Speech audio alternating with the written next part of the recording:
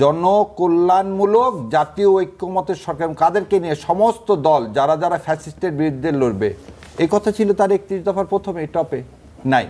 দ্বিতীয় কথা কি বলছিলেন দেখেন, 1 নম্বর সংবিধান সংস্কার কমিশন গঠন, সংবিধান সংস্কার কমিশন গঠন, এটা কোথায় ছিল? 31 দফায়। আসেন 31 দফার পরে মানুষ ভোট দেয় হচ্ছে নির্বাচনী ইশতেহার দেখে।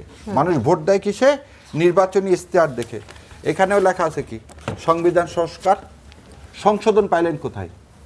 জি, আপনি প্রথম যে 2টা মেজরিটি, আমার ভাইদের যে রক্ত, আমার সন্তানদের যে রক্ত, আমার মাদের যে আত্মাহুতি, সেটা কি জন্যে? জুলাই সনদ নেই, জুলাই সংস্কার নেই, যাতে এই যে গত 55 বছরের যে আবর্জনা সেটা পরিষ্কার করা। এবং এটা একটা সুযোগ অবশ্যই বিএনপির হাতে আসছে, কিন্তু সেই বিএনপি গত 5 মাসে যেভাবে ওয়াদা বরখলাফ করতেছেন, এটা তো আওয়ামী লীগের পুনর্ধ্বনি শুনতে পাচ্ছি।